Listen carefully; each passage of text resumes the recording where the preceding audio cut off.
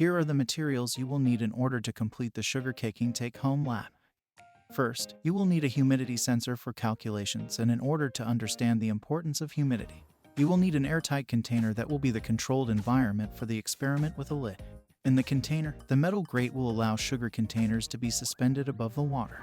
The water is used to make solutions to create atmospheres with specific humidity. There are 4 metal containers in total, 2 of which are open and the other 2 have a film. The jewelry scale is used to measure the sugar in each container. White and brown sugar are used to visualize sugar caking.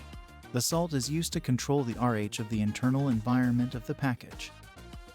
In order to change the relative humidity of the atmosphere inside the container, saturated salt solutions can be used. In this video, table salt was used to create a RH of 75%. To create the solution, water should be added to the 1 cm line that is labeled on the container. Once filled, salt can be added to water and mixed until the salt is not able to dissolve. 7 grams of sugar must be weighed out for each of the 4 samples. Note that the actual weight of sugar that is in the container. The mass of each of the containers must be documented to determine the mass of water that is in each of the container as a function of time and the internal RH. To find the mass of water that is in the sugar throughout the experiment, subtract the mass of the sugar container system by the mass of initial sugar in the container.